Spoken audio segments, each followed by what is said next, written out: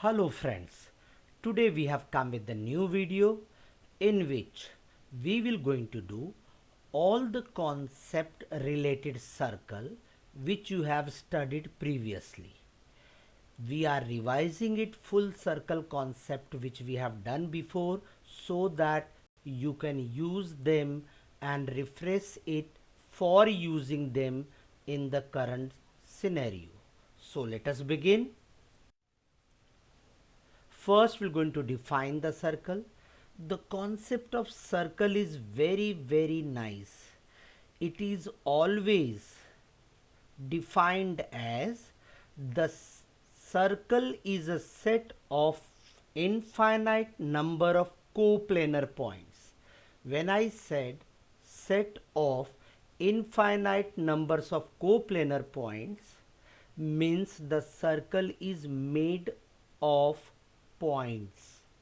As you can see, you may say that the circle is not complete, there is a gap, but this diagram I am showing you so that the concept of circle get clear first. So the circle is made from points, set of points.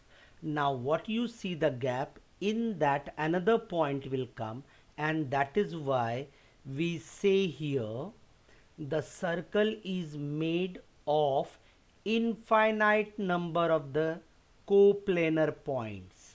That's why we say the circle is infinite number of the coplanar points.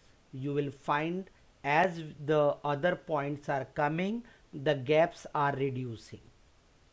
See here. So we say all this set of points what we have got it, they are, second point of it is they are equidistant.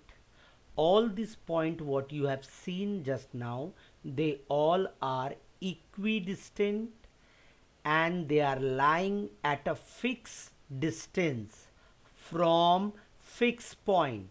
So where is that fixed point? You can imagine now here. O is the fixed point. From that place, all the infinite number of the coplanar points are equidistant, means on a constant distance, fixed distance. Clear? And this is called as fixed point. What is the other name of this fixed point?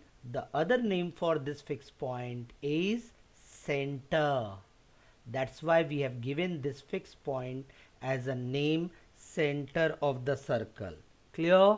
So let's go for the next part. As I said, they all the points are at a fixed distance from the fixed point. So you can see here OA and OB, which is indicating radius, and they are equal. So all the points which are there forming circle are at a fixed distance. Clear? And that is why we call OA and OB as radius. So we can say OA equals to OB.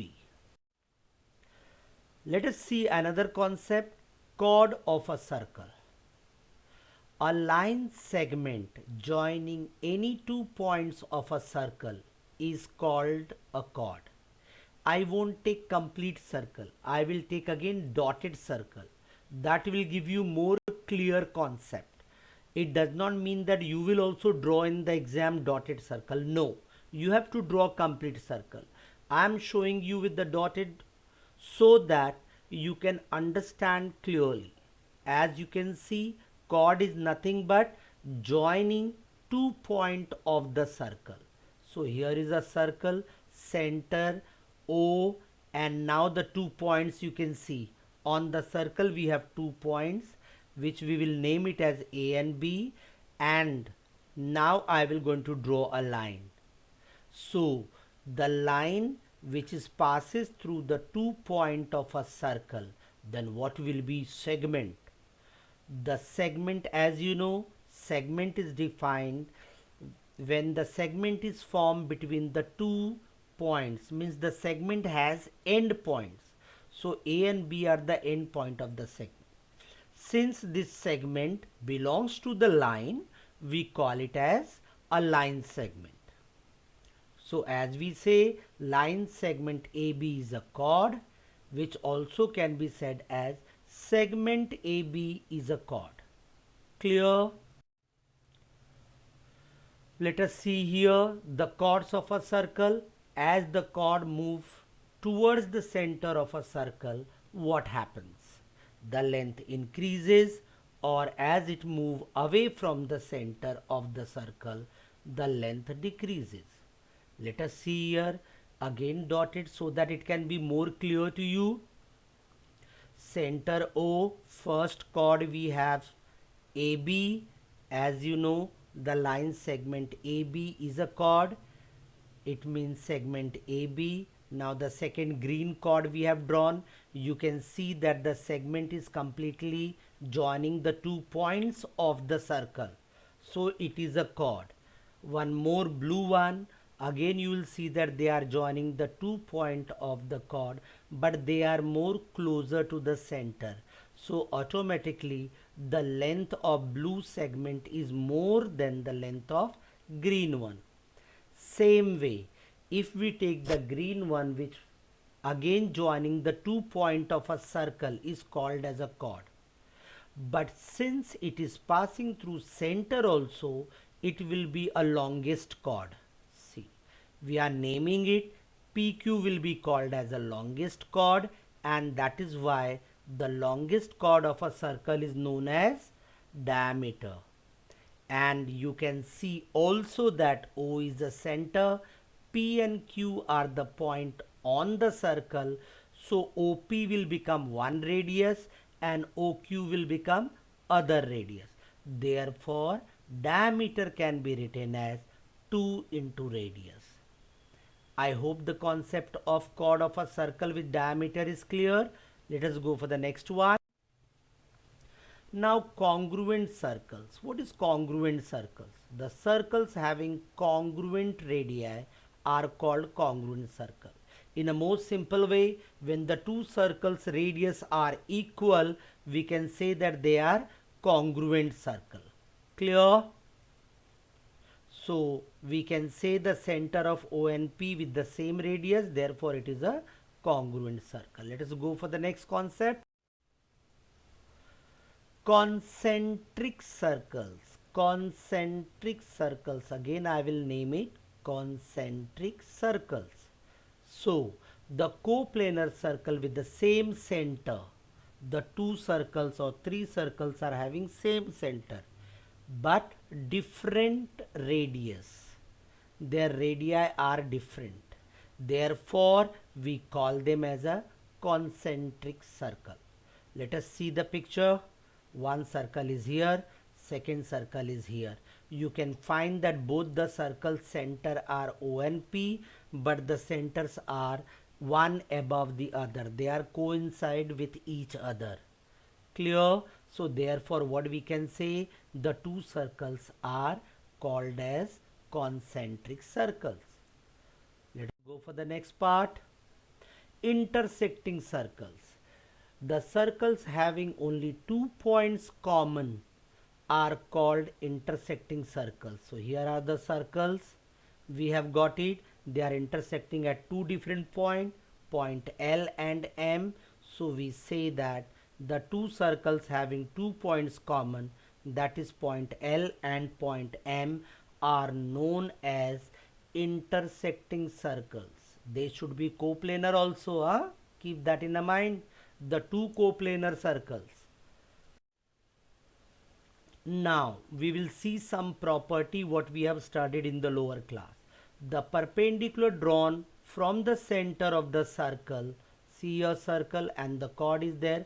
Perpendicular is drawn from center of the circle on the chord AB. AB is a chord. Now I have drawn complete circle. So perpendicular means it forms 90 degree where it intersects the chord. So that is point E.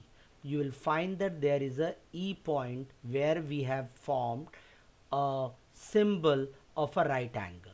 So what it does when the perpendicular is drawn? it bisect the chord, means chord AB will be divided in two equal parts. See here, AE equals to EB. So what we say, the perpendicular drawn from the center of the circle to the chord bisect the chord. Let us see the next one, the segment joining the midpoint of a chord. So we have chord here. Midpoint we got point M. We have marked them with identical sign. So we have CM equals to DM. So M is the midpoint. The segment joining the midpoint, that is M of a chord, and the center of the circle, that is P here. What will happen? See here, is perpendicular to the chord. So see here, PM is perpendicular to the chord CM. It means when you join the midpoint of a segment with the center of a circle, then the perpendicular bisect the chord. Here MP perpendicular to CD, therefore we can say that the segment joining the midpoint of a chord and a center of the circle is perpendicular to the chord. Let us go for the next part. Congruent chords of congruent circles. Two circles are there with the center P and Q, and we have here two chords AB and CD. As the statement says, AB is congruent to CD. Congruent means the chord having equal length. That is chord AB congruent to chord CD. What next? Are equidistant from the center. These two chords are equal, no? So they are equidistant from the center. What do you mean by equidistant? Equidistant means the perpendicular distance of chord from a center are equal. So let us begin. We will draw PM perpendicular to AB and QN perpendicular to CD. Then we can say that also PM congruent to QN. Why? The chords are congruent. So what they are? They are equidistant from the center. Means PM equals to QN. Clear? So let us go for the next part. Here we have two congruent chords are equidistant from the center of the congruent circle. So let us see here the two circles with the center P and Q, and the chord AB and chord CD are given to us. Now we have drawn perpendicular from P on chord AB and Q from chord CD. So we will get congruent circle with center P and Q, and we have PM perpendicular on AB and QN perpendicular on CD. Also we say PM is congruent to QN.